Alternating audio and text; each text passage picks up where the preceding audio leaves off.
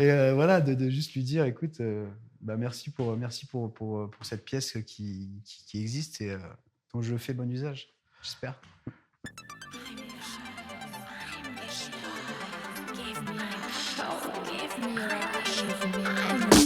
Bonsoir, bonsoir et 3 fois bonsoir. Bienvenue à toutes et à tous dans ce deuxième épisode de ce nouveau format intitulé Discover. Je vous rappelle le principe de cette émission.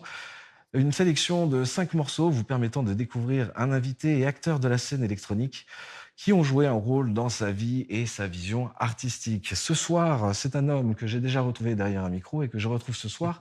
Il s'agit de César, aka Césio, aka Master Sifu, membre de l'agence d'Everybody's Trance, moitié du duo César et Jason et également animateur radio à 16 heures perdues. Bonsoir à toi. Et bonsoir, mon cher Andreas. J'espère que tu es confortablement installé et que tu profites un peu de l'espace de ce loft. On est Impeccable. ensemble pour un petit moment. On va écouter une sélection que tu nous as ramenée.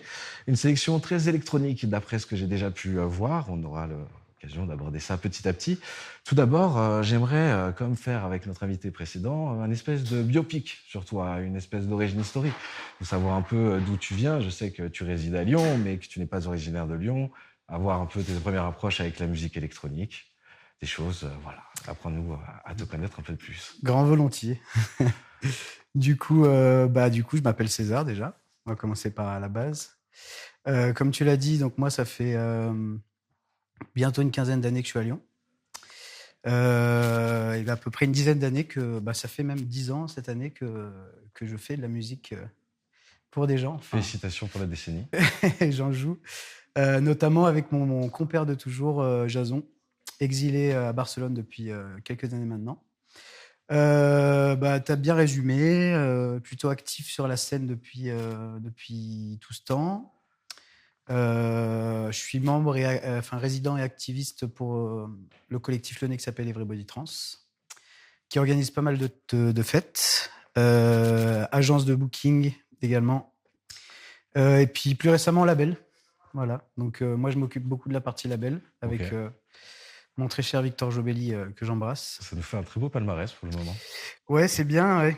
C'est bien là. Justement, après 10 ans de musique, plus récemment, on a joué sur Berlin et en rentrant, j'ai pris le temps de réfléchir et je me suis dit, putain, ça fait quand même un moment qu'on a fait pas mal de choses. Et plus récemment, j'ai pu investir le néo-lyonnais shop de vinyle, le Gramme VG. Ouais, on abordera ça un peu plus tard.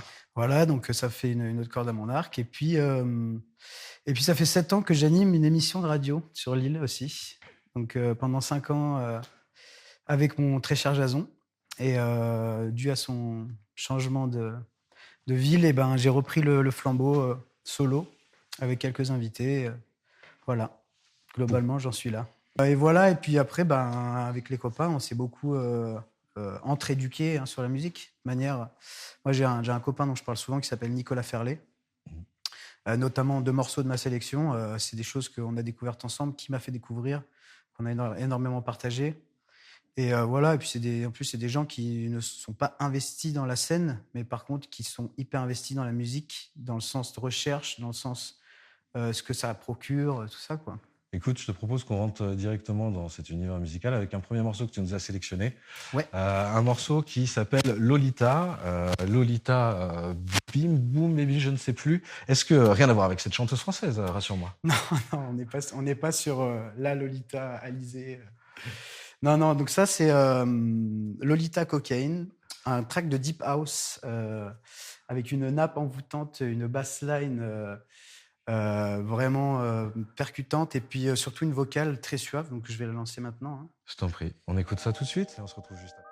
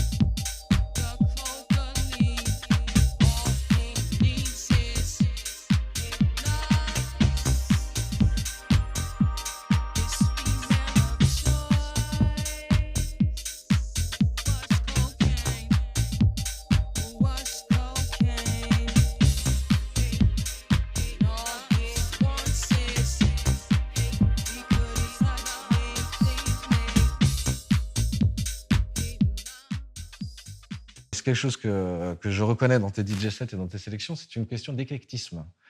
Beaucoup. On est très peu sur des constantes au niveau d'un genre. Je sais que tu as besoin de mouvement. Tu es très énergique aussi. J'ai envie de dire, on peut se rejoindre parfois là-dessus aussi. Hein. Il est vrai que c'est une école qui me parle.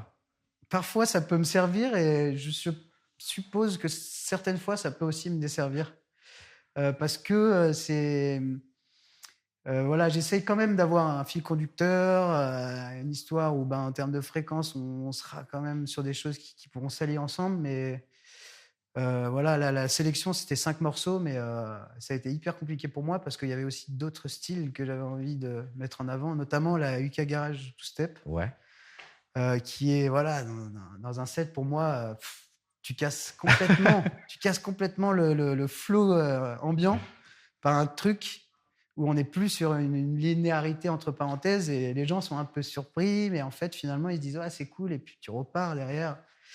Donc oui, non, c'est vrai, l'éclectisme, et puis c'est aussi pour ça que ma sélection, elle a été faite comme ça. Hein. C'est des moments de ma vie, mais c'est aussi ce que ça représente si vous venez me voir en DJ set, sous mon alias Master Sifu. C'est d'ailleurs ça que j'allais aborder. Tu as différentes formation en quelque sorte, si je peux me permettre. Et du coup, je voulais rebondir par rapport à ce que tu disais, que ton éclectisme pouvait te porter préjudice. Est-ce que si on est arrivé, du coup, à devoir créer des alias, notamment Césio, Master Sifu? Alors, ouais. En fait, moi, je fais partie d'un collectif qui s'appelle Everybody Trans, qui, de base, n'est pas spécifiquement orienté sur la trance, en fait. Mais les gens, voilà, il y a eu une espèce d'amalgame. Et c'est vrai qu'une partie du crew aussi est très dans la early trance, voilà, la trance des 90s, la progressive house, la progressive trance. Et c'est quelque chose que j'aime beaucoup, quelque chose que j'aime bien proposer aussi. Mais par contre, quand j'aime bien jouer de la trance, j'aime pas, j'en distille souvent dans mes sets, mais par parcimonie.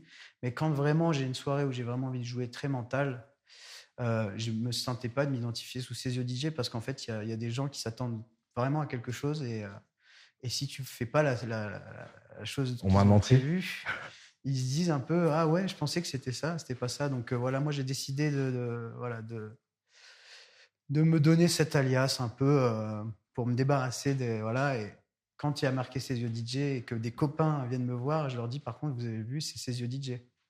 Ça va être la machine à laver, technotrance, tout ça. On va passer à ton dernier morceau, Nagasian, là où on est vraiment dans la partie trance, finalement, de ta sélection. Oui, alors ça, c'est un morceau qui m'a beaucoup chamboulé. Voilà, c'est un morceau que j'aime beaucoup, c'est un morceau que j'ai énormément joué en digital, qui a représenté une période de ma vie. Un morceau qui, au bout d'un moment, quand je le jouais, je pleurais. Je pleurais en DJ set. Alors j'essayais de me cacher, mais je pleurais vraiment. Okay. C'est quelque chose. Dans l'émotion. Vraiment beaucoup. Alors le track en lui-même va pas vous donner envie de pleurer. Hein, mais il te submerge en fait. Ouais, moi il m'a submergé. Et puis la dernière fois que j'ai pleuré, j'ai pleuré de joie, quoi. Et en fait, pour le clin d'œil, j'ai un ami qui s'appelle Raoul, qui savait en plus que j'étais en réminiscence de moi-même. Et un jour, je suis allé bosser chez son cousin dans les vignes. Et je suis arrivé chez son cousin et ils avaient préparé mon lit et Raoul n'était pas là, mais sur mon lit, il y avait un paquet cadeau, un disque, et j'ai ouvert et c'était ce fameux Nagasian. Donc je remercierai jamais assez Raoul, parce que c'est quand même une pièce qui est assez rare. Et donc la partie des sélections.